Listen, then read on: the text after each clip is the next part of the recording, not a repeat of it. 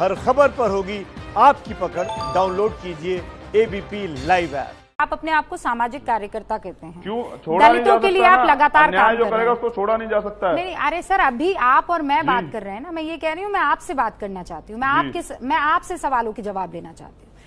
तो आप कह रहे हैं आप सामाजिक कार्यकर्ता हैं, आप ये कह रहे हैं कि आप दलितों का उत्थान करने के लिए यहाँ पर हैं और इसीलिए आपने एक राजनीतिक पार्टी बनाई है।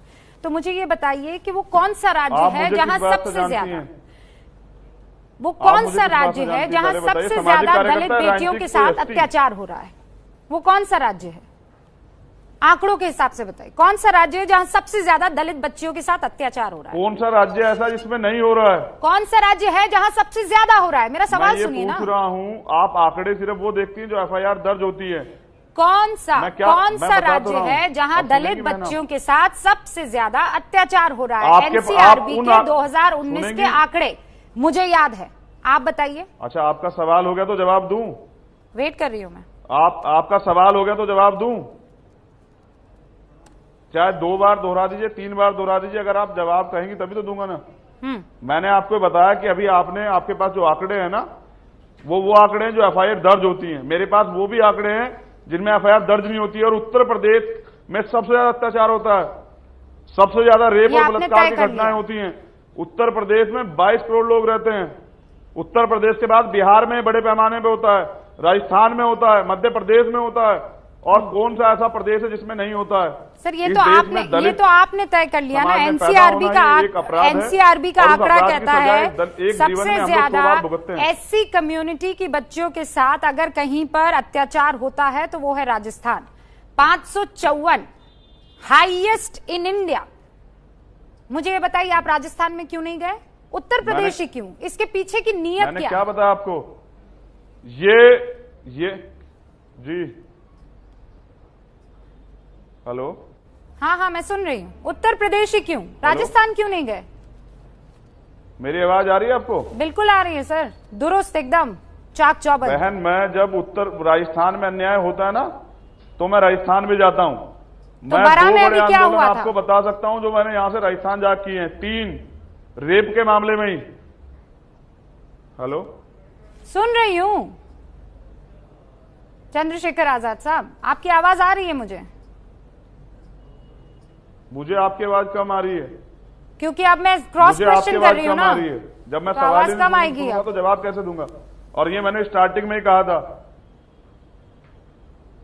क्या कह रही है बहन? मैं कह रही हूँ आप क्रॉस क्वेश्चन हो रहा है ना, इसलिए आपको आवाज कम आ रही होगी। आवाज तेज की जाए भाई, आवाज तेज की जाए, ऑडियो बढ़ाया जाए।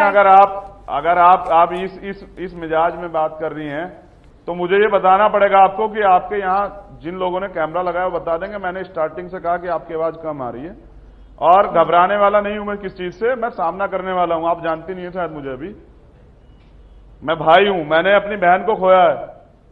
मैं एजेंट नहीं हूं, मुझे तनख्वाह सरकार के लोग नहीं देते हैं, समझ रहे? जैसे सरकारी एजेंसियां काम नहीं करती है ना, क्योंकि उनके ऊपर चाबुक लेके वो बैठा हुआ है जिनकी जो नौकरी देता है। इसी तरह मैं मीडिया के लोगों को भी जानता हूं।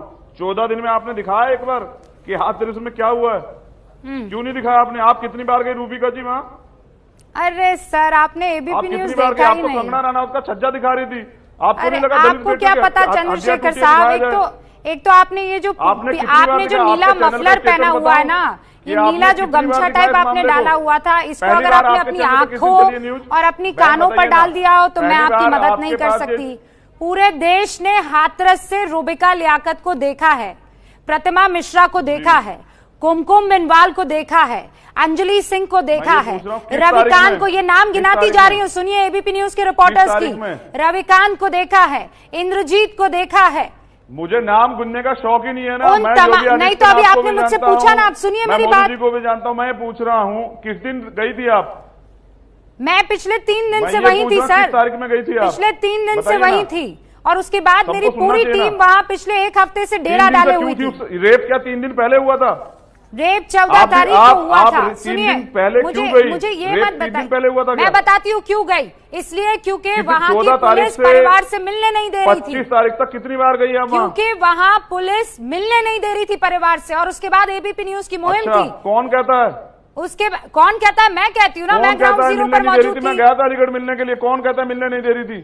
लेकिन मीडिया के लोग क्यों नहीं गए? 3 दिनों से अगर आप अपनी जिम्मेदारी अदा करें ना मैम, तो मुझे लगता है कि अपराधियों पे सरकार को ठोस कार्रवाई करनी पड़ेगी और अपराध कम होगा। आपने देखा नहीं, और आपकी थोड़ी सी आसानी के लिए, काम थोड़ा आसान हो जाए, तो हमने वो विजुअल्स भी चला दिए हैं, अगर मैं आपको दिखा पाऊं तो, अगर आप देख पाए तो।